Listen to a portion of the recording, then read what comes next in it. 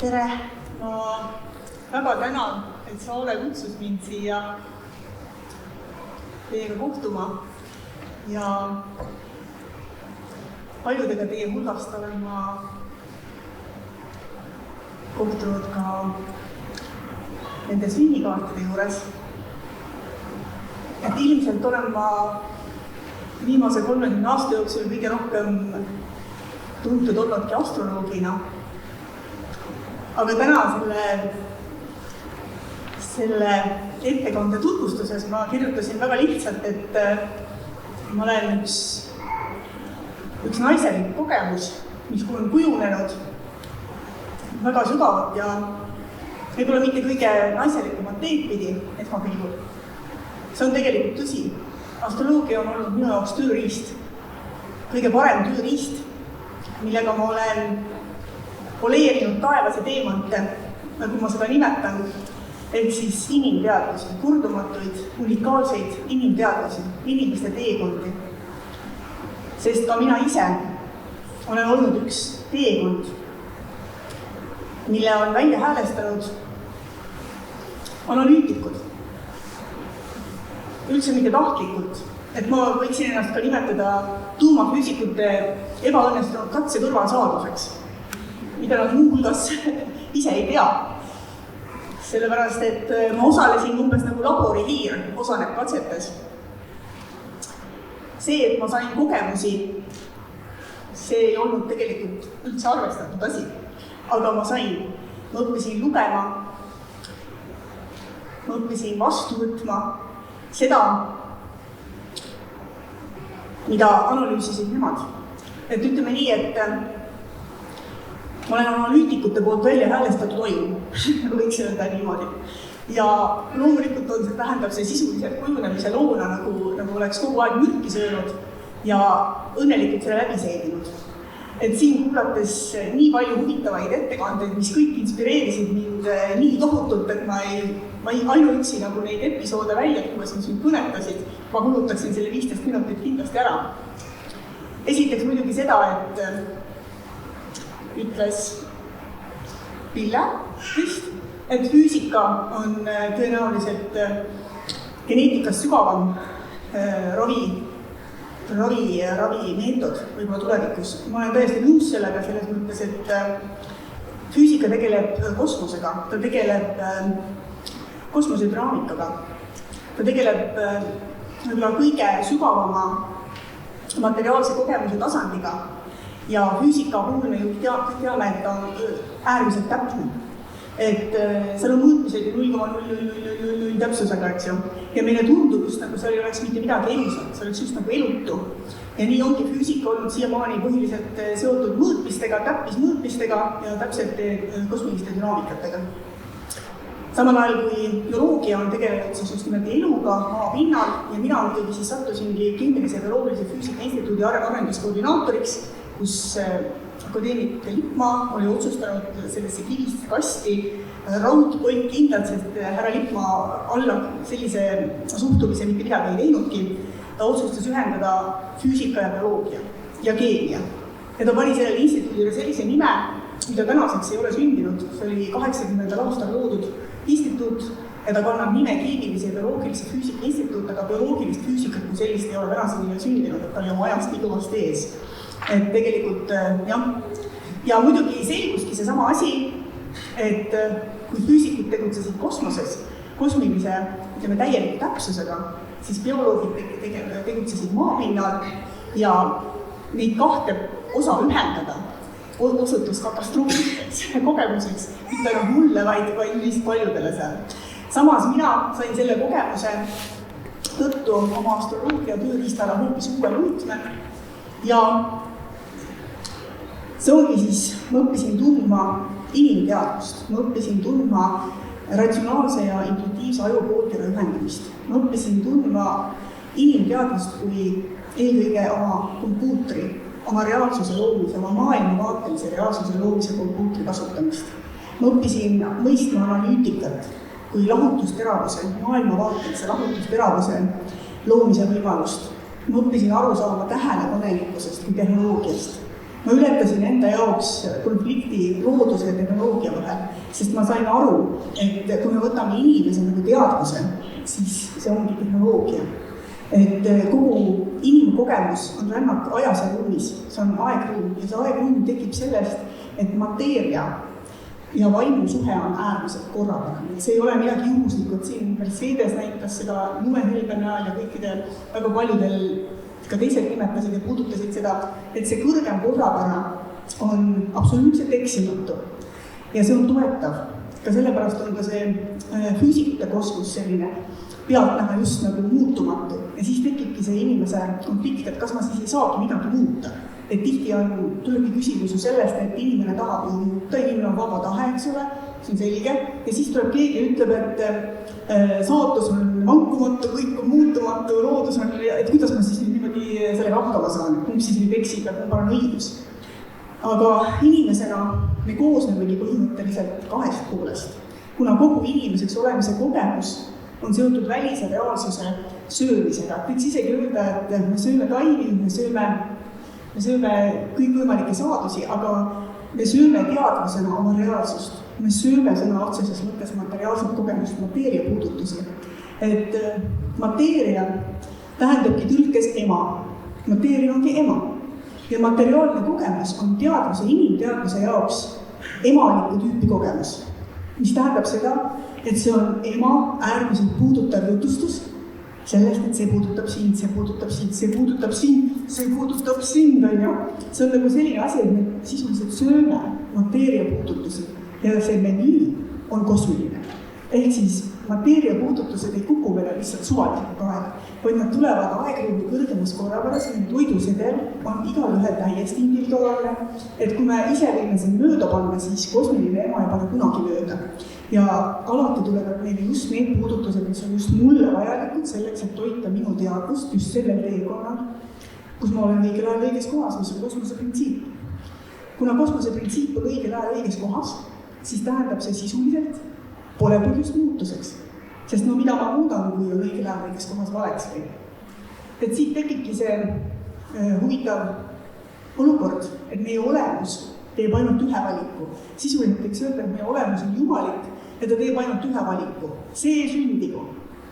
Te olete kuulnud seda võimast valikut, kui räägitakse jumalast. See sündigu ongi valitud. Ja peale seda, kui ta otsustas, et mina see sündigu, eks ole, peale seda ta pakib selle valiku lihtsalt elegantselt kosmose korrapära pidi lahti. Niimoodi nagu kuusest saab kuusk ja moonist saab moon ja minust saab mina ja sinust saab sina ja siin ei ole mingit möödapanemise võimalust, sest see on täiuslik kujunemine.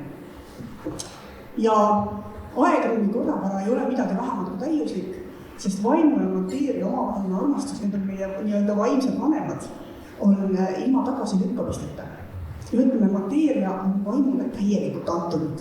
Täielikult antunud 100%, mis tähendab seda, et ta saab meile tuua nende puudutuste kaudu meid ennast tagasi. Sellepärast, et tal puuduvad oma huvit on täiesti passiivne. Ja nii ongi, et materiaalne kogemus teenib, mateeria kui ema teenib nii-öelda vaimu kui isa lapsi täiesti 100% usaldusega ja ta laseb ennast manipuleerida. Ja siit tulebki see meie suur probleem, see manipuleerimine. Sellepärast, et kui inimene sünnib siia maailma, siis ta sünnib alguses puhta lehena. Me sünnime nagu kahe poolena.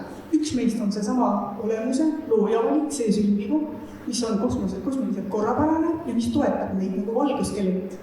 Ja teine pool on inimene ehk individuaalne teadvus, kompuuter, biokompuuter, ütleme üks kordumatu teekonna filmimees.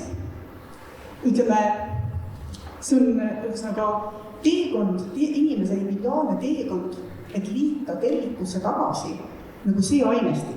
Selle pinnaselt alguses olnud lugu. Viia edasi see teekond. Iga inimese teekond on täiesti kordumatu, sest siin looja reaalsuses ei ole koopiaid. Iga inimese teekond on originaal, täiesti kordumatu. Ja sellepärast ongi väga keeruline jõuda selleni, kuidas suhelda niisuguste originaalide vahel, nagu me siin oleme. See on väga augatust äratav olukord. Kuidas originaalid omavahel suhtlevad. sest et alguses, kui me alustame oma ratsionaalse mõistuse, ratsionaalse poolkera arendamisega, siis me alustame manipuleerimisega. Ja see on niimoodi loodud, sest seesama looja on selle kompuutri ka ise loodud, kes selle siis lõi, eks ju. No põhimõtteliselt kogu teekond on tegelikult loodud selle sama kõrgema korrapära poolt kantuna, aga miks see niimoodi on, et me alguses manipuleerime? See on sellepärast, et üks tõeline kõrgem kompuuter, selline looja enda kompuuter, alustab ju loomulikult nullist. Kõik täppistööriistad alustavad nullituna. Tuleb ära nullida, muidu hakkab ju valetama, eks ju. Kui mõõtmise lähteasendis ei ole nullis, hakkab ju valetama. Ja inimene nullitakse täielikult ära, enne kui ta teeb asub. Ta tuleb siis välja, teate küll, ema kõhust, alasti, verine, nööri otsas, pime, ema mäluta, eks ole. See on see nullitud kompuuter, keda me näeme. Täielikus usalduses annab ennast kogemuse kätte ja laseb mateerial ennast äratada läbi nende puudutustes. See puudutab sind, see puudutab sind, see puudutab sind. Siis ta muudku sööb, sünteesib, analüüsib, sünteesib. Uskumatu teekond, eks ole. Kogu aeg oled nagu keset oma reaalsust. Kõik puudutab sind kõikidest külgedest ja sul ei ole mitte mingit muud võimalust kui seda süüa. Kui süüa seda reaalsust, seda ainestikku, millega mateeria sind puudutatakse. Ja sellepärast, miks minust sai selline tegelane? Oligi sellepärast, et see ainestik, millega kosmiline ema mind söötis, olid sulaselged raudkivid, eks ju. Sest et minu ema oli 5-aastaselt küüditatud ja tema kompuuter oli läinud nagu lukku. Ühesõnaga, kompuuter läks lukku ja siis oli mul vaja, ma olen koodimurdja. Ma olen nagu selline ühesõnaga demineerija, koodimurdja. Ja loomulikult läksin magi kaasa tuumafüüsikutega, sest et mehed läksid maailma lõppu. Neil oli vaja minna sinna, kus mateeria lõpeb ja minul oli ka, ma mõtlesin umbes nagu oleks öelnud, et kuulge mehed, võtke mind ka kaasa, mul on ka sinna tuumajuurde vaja, eks ju. Et ma otsin ema, et äkki saate mind aidata. Muidugi ma nii ei küsinud, seda ma saan nüüd tagasi vaadates 17 aastat hiljem aru, et see niimoodi algas. Aga põhimõtteliselt niimoodi see algas ja ma sain aru sellest, miks niimoodi elu algab. Sest ta algab vastuvõtlikkusest. Ratsionaalne poolkera alustab vastuvõtlikkusest, keeleoskuse õppimisest. Ükskõik missugust vormi me õppime, kas me kirjutame koolis etteütlusi, et hiljem hakata väljendama poeesiat, kirjutada romaane või me õpime kõigepealt autojuhtimise selgeks. Teate küll, et viiati linna tohib siis minna, kui sõrmenukid ei ole enam käigupangi peal valged, eks ju. Et siis on selge, et on ka mahti aknast välja vaadata. Me õpime selgeks mingisuguse religioosse näiteks meetodi, selleks, et jõuda Jumala kogemuseni, Jumala tunnetuseni ja siis me ületame selle vormi. Me alati õpime vormi selgeks selleks, et teda ületada, aga me ei saa vormi enne ületada, kui me oleme ta vastu võtnud. Ja see on väga oluline, sest see on armastus. See on armastus, et ma saan uuendada ainult seda, millel ma olen lubanud ennast uuendada. Kui ma õpin selgeks mingisuguse vormi, siis on minust ka lugupidamine, austus. Et lisaks sellele, et see vorm viib mind loojani, äratundmiseni loojast, et see vorm nii-öelda vangistab mind kuni äratundmiseni loojast. Teisest küljest on ka see, et koos selle looja äratundmisega ärkab minust ka tõeline austus selle valdkonna vastu, mida ma uuendan, selle kogemuse vastu, mida ma uuendan, nende meistrite vastu, kes selles valdkonnas tegutsevad, et minust tekib ka eluline keeleoskus. Samamoodi ka loodus ju allutab inimest selleks, et inimene õpiks ületama austuses, lugupidamiseks oma õpetajateks. Et see emakeel ongi mateeria keel ja ma tunnen, et mida aeg edasi, seda rohkem, seda mööda, kuidas see veeval ajastu hakkab edenema, seda rohkem me hakkamegi õpetajana tajuma mateeriat, maad, materiaalset kogemust. Just tänu tema aususele, sest mateeria ei valeta, nagu loodus ei valeta. Kivi on kivi, tõmbad kivi pähe, siis tagajärg on täiesti aus, et ema armastus hõlmab ka seda, et vesi jätkuvalt uputab, tuli põletab, kivi on raske, eks ju. Sul on võimalus jõuda, minnes sinna kivi sisse, tõesti ära tundmistelt tema energiatest, tema teadvusest. Sa saad hakata suhtlema kõigega, sest me oleme üritsetud teadvuse ruumist ja siis see kõik siin on ema keel. See ei ole ainult asi. Et nii kaua, kui me arendame oma ratsionaalset aju poolkera analüütiliselt kombel, me sisuliselt kaevume või närime ennast nagu tõugu kombel selle mateeria sisse. Sest me alustame selle nullitud kompuutrina niimoodi, et me hakkame looma endale ruumi sisse. Ratsionaalne mõistus alustab just nagu viimasena. Me nagu sünnime inimesena viimasena. Ema oli enne, isa oli enne, maailm oli enne, kirik oli enne, kool oli enne, kõik oli enne. Ja kõik oli ülekaalus. Ja meil ei ole mingit muud võimalust, me peame hakkama looma selle kõige sisse, selle maailma sisse enda jaoks ruumi. Me peame hakkama ruumi sisse ruumi looma ja see ongi manipuleerimine. Ja kuna mateeria lubab endaga manipuleerida, siis me manipuleerimegi ennast osavasti läbi metsa, et jõuda lagendikule, et jõuda sellesse nulli. Et sisuliselt inimese teekond alguses ongi nullist nulli. Et me alustame sellise nullitud kompuutrina ja me peame jõudma nagu läbi selle mateeria ennast niimoodi närida, et me jõuame jälle nulli. Aga see null on siis juba terviku hõlmamine. See on juba lõpmatus äratundmine. See on juba omaenda teadvuse äratundmine. Ja siis me saame just nagu tõusta püsti keset seda nulli. Et me saame keset nulli püsti tõusta. Et me oleme jõudnud sellesse terviku mõõtkavasse 1-0, kus põhimõtteliselt igaüks saab tõusta keset kõiksust püsti. See on meil juba meie kollektiivse teadusanalüütiku poolt ära tehtud. Et ma arvan, et te olete kõik märganud, et me jõudsime 15 aastat tagasi nulli oma inforuumiga. Et me oleme tänaseks siis juba 15 aastat vestelnud ühes ajas, ühes ruumis üle kogu maailma, mis on infoplahvatus ja mis on sisuliselt analüütiku kingitus. Kõige suurem kingitus inimesele, mis ta võib saada, me saame kõik ilma teekondadeta, ilma rahata, tosuta anda endale näo, nime ja sõna. Ja seda null kontekstis. Ja meie ainus ülesanne on oma teadvus sellel hetkel, kui ma ennast väljendan, viia nullseisundisse. Ehk siis positsioneerida iseennast keset neutraalsust, keset kõiksust, keset kõiki inimesi, keset kogu maailma. Ja kui minu teadvus on nullseisundis, siis ma võin väljendada ennast täiesti vabalt, sest minu ümber olev neutraalsus ei tekita mulle mitte mingisuguseid rünnakuid.